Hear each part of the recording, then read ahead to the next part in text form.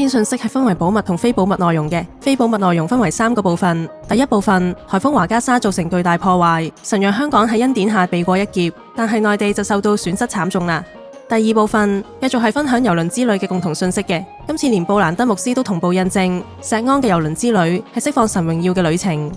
萬萬牧師補充分享到，新婦石安已經進入最後裝飾整齊嘅時間。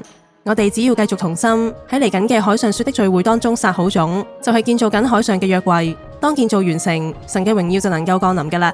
而信息最後一 part 就係 CGI 同少六部同工嘅訪問，佢哋就示範咗點樣喺侍奉當中撒出勁種啦。哇，超級無敵勁！立即睇睇條骨先啦。Part 1，超強颱風華加莎災情更新。颱風華加莎嘅破壞力極之驚人，雖然冇對香港造成太大損失，但係內地多個城市就受到嚴重破壞啦。Part 2，郵輪之旅係神命定嘅時刻。1，郵輪之旅嘅驚人印證。郵輪之旅共同信息繼續停不了，連布蘭德牧師分享嘅異象都全面印證石安郵輪之旅係神認可、充滿神榮耀嘅旅程啊！郵輪之旅係神命定嘅時刻。2，郵輪之旅就係展示神榮耀嘅舞台。石安經歷神幾十年嘅塑造同訓練後，郵輪之旅就係我哋同心展現信仰成果嘅時刻。只要同心享受侍奉過程，喺旅程撒好種，我哋就係做到裝飾整齊，讓神嘅榮耀同恩膏藉住海上約櫃釋放啊。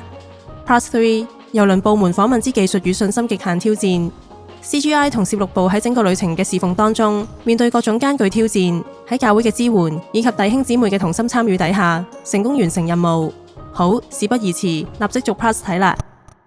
Part 1，超強颱風華加莎災情更新。信息嘅第一部分係2025年超強颱風華加莎災情更新。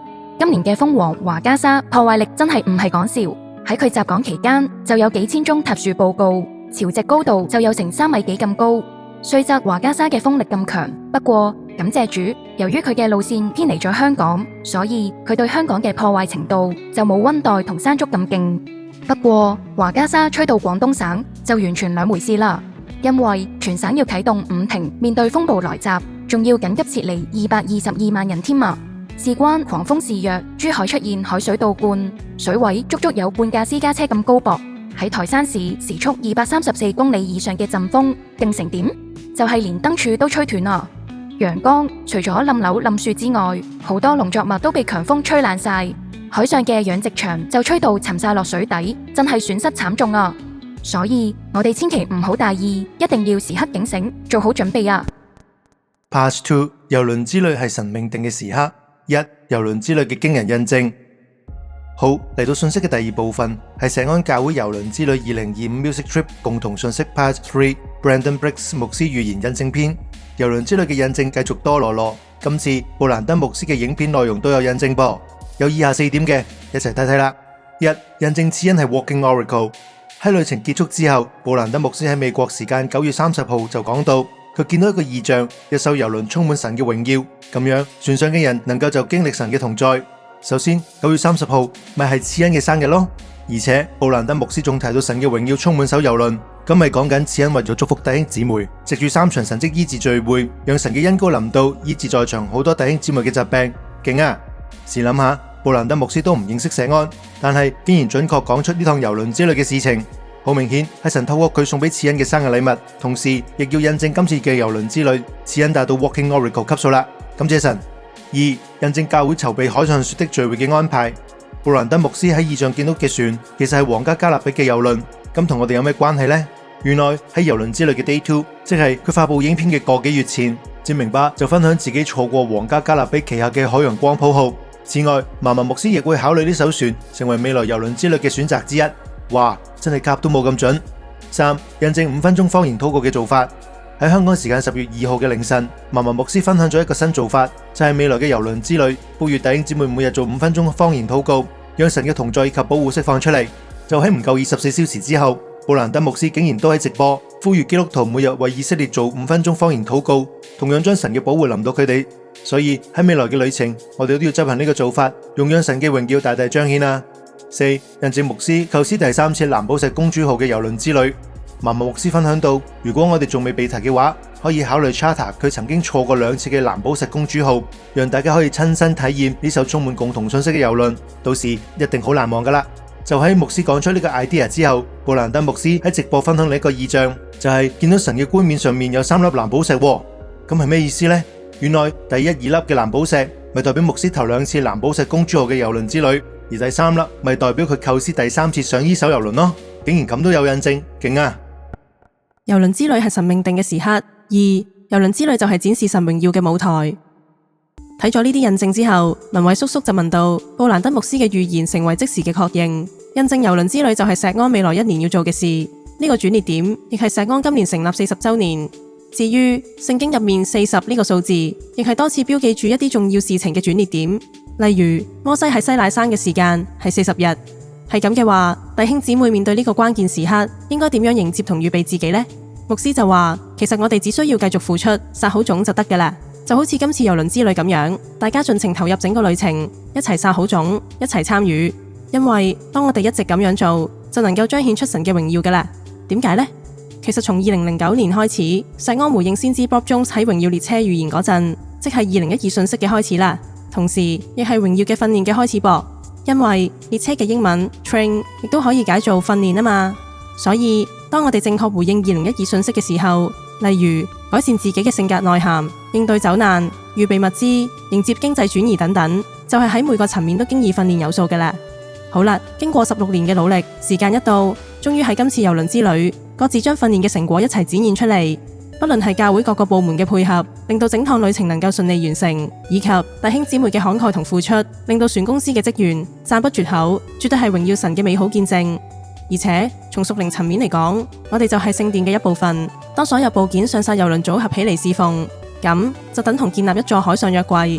係咁嘅話，神嘅榮耀當然會降臨啦。所以我哋要珍惜即將展開嘅海上說的聚會，一邊享受，一邊投入，完成屬靈約櫃嘅建造啦。感謝神。Part 3：郵輪部門訪問之技術與信心嘅極限挑戰。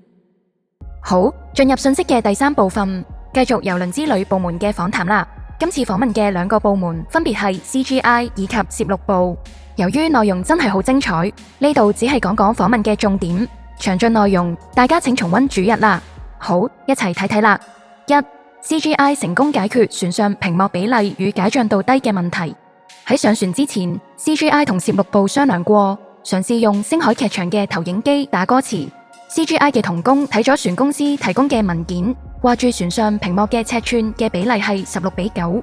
點知佢哋上到船一睇，咦，屏幕係2.35:1嘅闊銀幕嚟嘅，咁就大件事啦。因為如果屏幕唔係16:9嘅話，投放出嚟畫面就會壓扁咗。不過多得有614喺海洋公園舉辦 Proclamation Concert 嘅經驗。CGI 即刻諗到解決方案，就係用埋左右兩側屏幕播放現場畫面同歌詞，中間嗰塊 LED 大屏幕就專門播放佢哋團隊製作嘅畫面啦。另外，啱啱講到嗰個2.35:1嘅闊銀幕，原來佢嘅解像度好低，只有1280×544，於是 CGI 同工就要計一計數，重新調整翻個度係1920×817。咦，817咪正正係我哋上船嘅日期咯，勁啊！2. CGI 解決船上網絡接收不良嘅問題，順利完成視像通話。喺 Day 3嘅說的聚會，大會安排咗同德昌叔叔視像通話，為佢進行醫治禱告。所以 CGI 嘅同工一早試好晒啲網絡，確保連接係冇問題嘅。點知到咗當日嘅聚會，網絡竟然收得極差喎，點算好呢？ CGI 嘅同工隨機應變，立即通知大會，要求場內嘅弟兄姊妹關閉網絡數據，再用埋 V 叔叔嗰張全新嘅數據卡，先至順利做到呢次視像通話，為德昌叔叔禱告咋。3.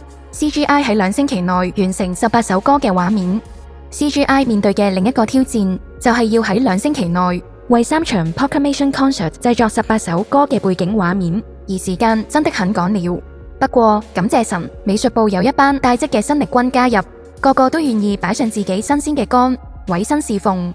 同時，大家都智慧使用 Discord 以及 Excel 呢啲工具，讓各位同工能夠高效合作，總算成功創造奇蹟啦！10萬倍祝福大家啊！4. 攝錄部打造海上250米光纖直播系統。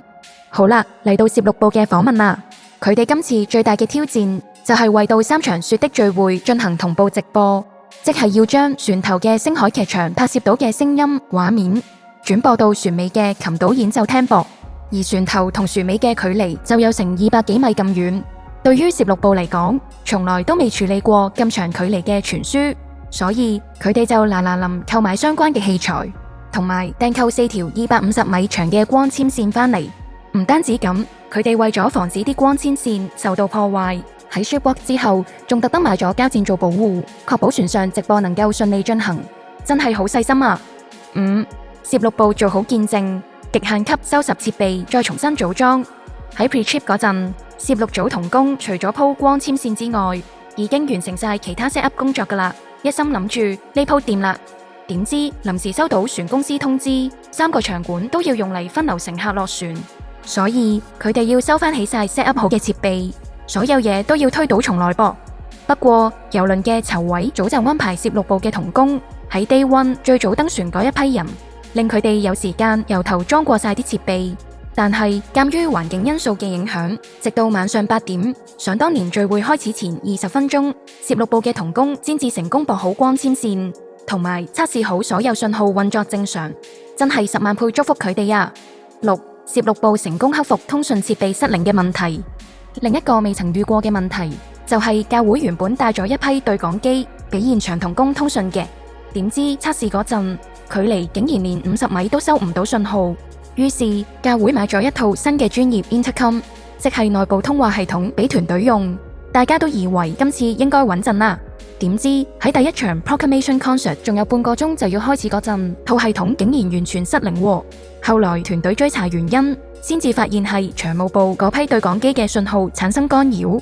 事後大家檢討得出個結論就係，只要場務同工解散咗，離開攝錄部嗰啲對講機中繼器，就唔會有干擾問題噶啦。哈，原來係咁簡單。最後仲有一個振奮人心嘅消息，就係嫲嫲牧師宣布將會有第2次郵輪旅程。咁到時大家一齊參與，與牧師同心活出好見證啦。好，最後嚟個重點回顧加新聞進啦。1. 超強颱風華加莎災情更新。面對颱風華加莎嘅吹襲，香港因為有石安存在，冇遭遇太大損失，甚至出現石安就係末後挪亞方舟嘅印證。但係內地就受到嚴重破壞啦。2.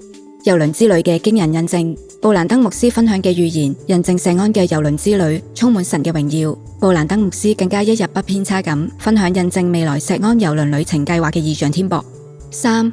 郵輪之旅就係展示神榮耀嘅舞台。